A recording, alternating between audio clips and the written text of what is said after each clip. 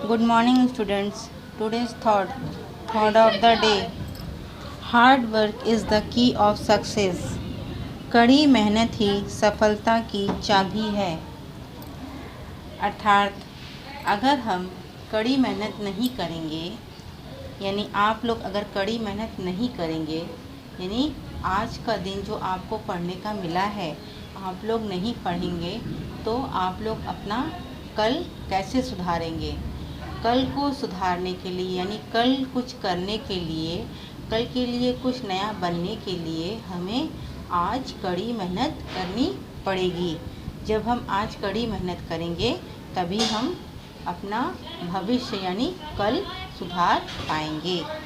Okay, इसलिए कहा गया है कड़ी मेहनत ही सफलता की चाबी है। ठीक बच्चों, इसके पहले क्लास में हमने पढ़ा था हिंदी फर्स्ट का चैप्टर नंबर 4, पापा जब बच्चे थे। मैंने उस चैप्टर को पढ़ाया, उसके क्वेश्चन आंसर करवाए और एक्सरसाइज करवाया। वो लेसन कंप्लीट हो गया है ना। अब हम हिंदी सेकंड पढ़ेंगे। आज हम पढ़ेंगे हिंदी सेकंड का चैप्टर नंबर 4। ओके, और पार्ट का नाम है संज्ञा यानी नाउन। ओके, अब संज्ञा बोलने से ही ये पता चलता है किसी भी चीज़ का नाम, चाहे वो जगह का नाम हो, व्यक्ति का नाम हो, वस्तु का नाम हो, स्थान का नाम हो, कुछ भी हो, नाम से ही पता चलता है संज्ञा, है ना। अगर हम कहते हैं कि संज्ञा किसे कहते हैं तो अधिकतर बच्चे यही कहेंगे, अधिकतर क्या सारे बच्चे यही कहेंगे कि जिससे किसी चीज़ के नाम का बोध हो उसे हम संज्ञा कहेंगे, है ना। अब नाम कुछ भी हो सकता है, किसी भी चीज़ का नाम आ सकता है उसे हम क्या कहते हैं, संज्ञा। ठीक, अब यहाँ पर देखिए क्या लिखा है। आज बाशु का जन्मदिन है, वह बहुत प्रसन्न है। उसके पिता ने घर पर एक पार्टी दी है। दिल्ली से भी मेहमान आए हैं। प्रशाल, विराट, तान्या, रिद्धि हॉल को सजा रहे हैं, यानी कि बर्थडे पार्टी की तैयारी हो रही है। वासु ने केक काटा। किसका जन्मदिन था, वासु का। वासु केक काट रहे हैं। सभी ने उसे उपहार दिया। वासु को चाचा ने साइकिल दी। क्या दी, साइकिल दी। चारों ओर जोश और उत्साह का माहौल है। सभी ने cold drink, chips, biscuit, toffee आदि चीज़ें खाई। हम लोग बर्थडे पार्टी में जाते हैं तो हम लोगों को इसी तरह से कुछ स्नैक्स खाने के लिए दिए जाते हैं। इसके साथ में केक भी दिया जाता है जो बर्थडे केक होता है ना। तो प्रच्छाल बाशु के लिए तोता लाया। ये देखिए तोता रखा है ना। ये भी उसे उपहार स्वरूप ही प्राप्त हुआ है। दरवाजे के पास बासु का एक पालतू कुत्ता बैठा था। अब ये देखिए ये कुत्ता बैठा है। ये किसका पालतू कुत्ता है, बासु का पालतू कुत्ता है। कहाँ बैठा है, दरवाजे के पास, कि अनजान लोग बर्थडे पार्टी में ना आ जाएं। ये आपको दिख रहा होगा बेटा, ये जो डीप कलर के मोटे अक्षर से लिखे गए हैं ब्लैक से, ये सारे शब्द क्या हैं, सारे शब्द संज्ञा हैं। कुछ संज्ञा व्यक्ति के नामों को दर्शा रहे हैं, कुछ स्थान के नामों को, कुछ चीज़ों के नामों को, कुछ भाव, कुछ जाति के नामों को, वो किस जाति का है ना। तो ये जितने भी डीप कलर के आपको अक्षर दिख रहे हैं ये सारे शब्द क्या हैं, संज्ञा हैं। ठीक है, अभी हम आगे और पढ़ेंगे कि संज्ञा कितने प्रकार के होते हैं। जैसे हमने कहा ना, व्यक्ति के नाम यानी व्यक्तिवाचक, अब जातिवाचक, उसमें जाति के नाम आ गए। अब भाव, जाति में आ गए आपके किन किन जाति के, मनुष्य जाति का है कि कोई वस्तु है कि क्या है, ठीक है। और भाव, वो किस भाव से बताया जा रहा है, उस भाव के नाम को भी संज्ञा कहते हैं। अब देखिए, ऊपर दिए अनुच्छेद में सभी रंगीन शब्द किसी न किसी के नाम हैं। जैसे अब ये देखिए, इसमें प्रत्यक्ष रूप से आपको दिखा दिया गया है। जैसे प्राणी के नाम, माने प्राणी यानी इंसान या जीव जंतु कुछ भी हो गए जिसमें प्राण है। वासु, पिताजी, पलक, विराट, तान्या, रिद्धि, चाचा जी और प्रच्छाल, ये सारे व्यक्ति के नाम हो गए। अब वस्तु में क्या आ गए? केक, उपहार, cold drink, chips, biscuit, toffee. स्थान के नाम पर घर, पार्टी, दिल्ली।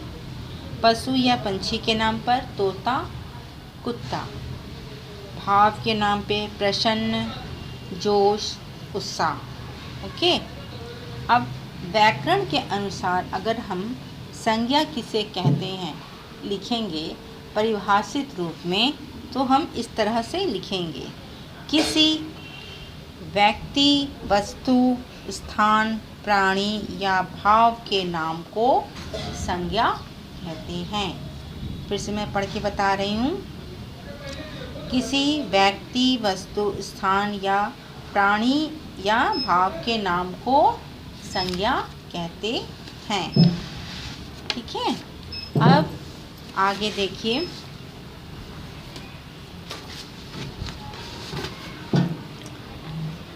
संज्ञा के भेद। संज्ञा के कितने भेद हैं?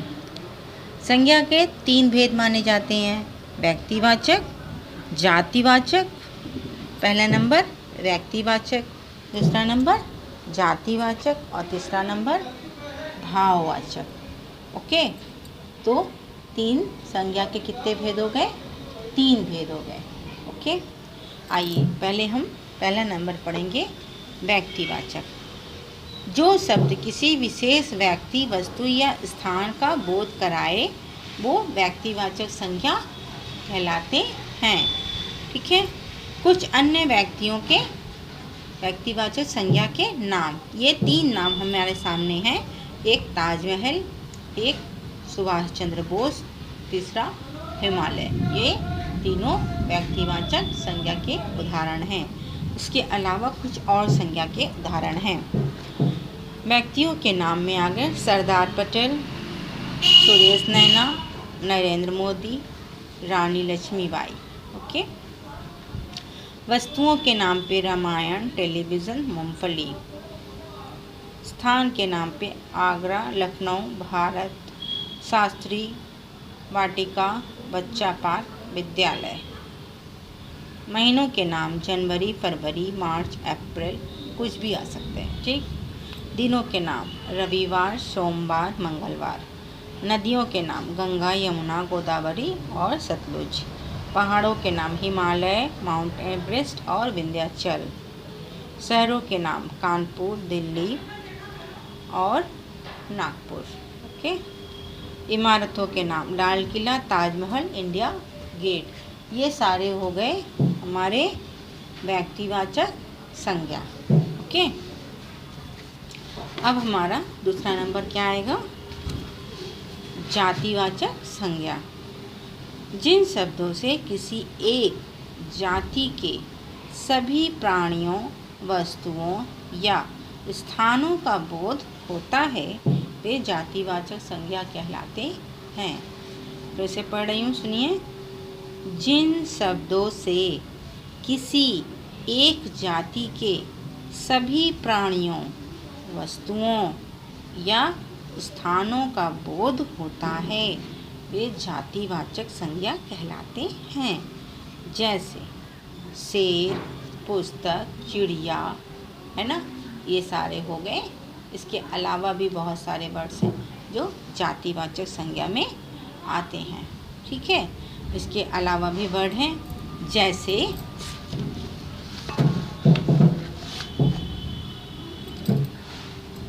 कुछ अन्य जातिवाचक संज्ञाएं: स्कूल, छात्र, मैदान, फल फूल, आदमी, बाघ, बकरी, हाथी, पहाड़, शहर, गांव आदि।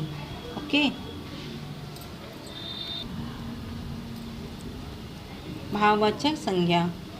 जो शब्द किसी व्यक्ति, वस्तु या स्थान के भाव, गुण, दोष, विशेषता, दशा आदि का बोध कराता है वो भाववाचक संज्ञा कहलाता है।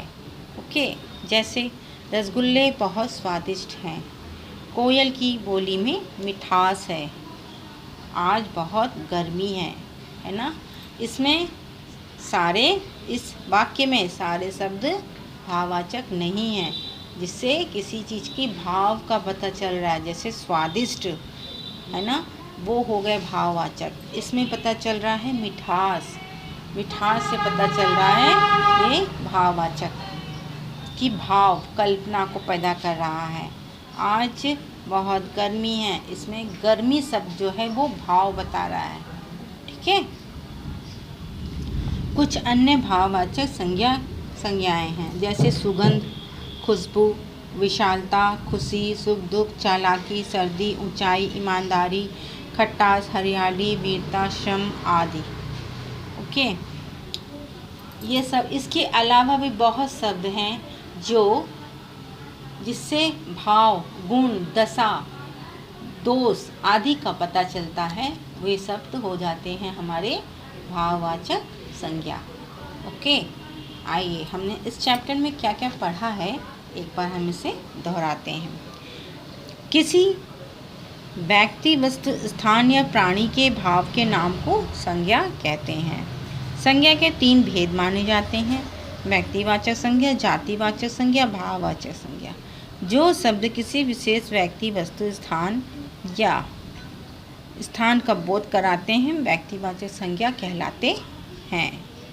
जिन शब्दों से किसी एक ही जाति के सभी प्राणियों, वस्तुओं या स्थानों का बोध होता है जातिवाचक संज्ञा कहलाते हैं। जो शब्द किसी व्यक्ति, वस्तु या स्थान के भाव, गुण, दोष, विशेषता, दशा आदि का बोध कराते हैं वे भाववाचक संज्ञा कहलाते हैं। ओके, आइए संज्ञा चैप्टर आप लोग छोटे क्लासेस से पढ़ते आ रहे होंगे ना। बहुत ज़्यादा हार्ड नहीं है, हार्ड यानी कठिन नहीं है। ऐसे भी हमारे बच्चों को हार्ड वर्क करने की आदत है ना, है कि नहीं। आइए, ये देखिए क्वेश्चन आंसर है। ये क्वेश्चन आंसर मैं राइट करके दूंगी, तब आप लोग अपनी कॉपी में, फेयर कॉपी में राइट करेंगे। ओके, आइए हम लोग एक्सरसाइज पर चलते हैं। सही विकल्प पर सही का निशान लगाओ। संज्ञा के भेद हैं 2, 4, 3, 5। कितने भेद हैं? 3 भेद हैं। नीचे लिखे शब्दों में व्यक्तिवाचक संज्ञा है, कौन सा है? अमिताभ, डॉक्टर, वकील या साइकिल या चिड़िया? है अमिताभ व्यक्तिवाचक। ओके, इसमें से भाववाचक संज्ञा हैं आदमी, कानपुर, हिमालय, खुशबू, ये है भाववाचक। हाथी, बकरे, फल और फूल इसके उदाहरण। व्यक्तिवाचक संज्ञा, भाववाचक संज्ञा, जातिवाचक संज्ञा या इनमें से कोई नहीं, जातिवाचक संज्ञा। ओके, ये हो गया जातिवाचक संज्ञा। ओके, अब उचित शब्द से रिक्त स्थान की पूर्ति कीजिए। डैश को भारत का लौह पुरुष कहा जाता है। ऑप्शन ना भी दिया रहता तब भी हमें पता है, सरदार पटेल को, है ना। अब गेटवे ऑफ इंडिया डैश में स्थित है, कहाँ पर? मुंबई पर। रसगुल्ले में बहुत क्या होती है? खट्टास की मिठास, मिठास होती है ना। डैश नदी भारत की सबसे लंबी नदी है, कौन सी? गंगा। बच्चे डैश में बहुत शरारत करते हैं आप लोग की तरह। कब? बचपन में, है ना, तभी तो वो बचपन होता है। और जब यही 55 के हो जाते हैं तो शरारत नहीं करते हैं, है ना, क्योंकि तब वो ओल्ड एज में आ जाते हैं। निम्नलिखित वाक्यों में संज्ञा शब्दों पर गोला बनाइए, साथ ही उनके भेद भी लिखिए।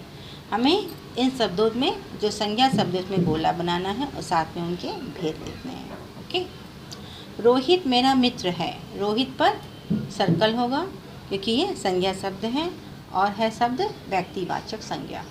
ओके। गाय घास खा रही है, गाय हो गए संज्ञा, सर्कल जातिवाचक संज्ञा। ओके। आज मंगलवार है, मंगलवार पर सर्कल व्यक्तिवाचक संज्ञा। हमें अपना काम ईमानदारी से करना चाहिए, ईमानदारी पे सर्कल भाववाचक संज्ञा। सच्चाई की हमेशा जीत होती है, जीत पर सर्कल और भाववाचक संज्ञा। ओके। आइए, नीचे जातिवाचक संज्ञा दी गई हैं, उदाहरण के अनुसार तालिका पूरी कीजिए। उदाहरण स्वरूप दिखाया गया, यहाँ पर देखिए ऐसे ऐसे उदाहरण दिए गए हैं। पुस्तक, नदी, शहर, देश, इमारत। पुस्तक में क्या क्या आएंगे? महाभारत, रामायण, गीता, बाइबल, कुरान। नदी, यमुना, गंगा, नर्मदा, ब्रह्मपुत्र, गोदावरी। ओके। शहर, कोलकाता, लखनऊ, आगरा, नागपुर, कानपुर। देश, जर्मनी, रूस, भारत, श्रीलंका, भूटान। इमारत, Lal Qila, Taj Mahal, India gate, Jama Masjid, Qutub Minar. Okay.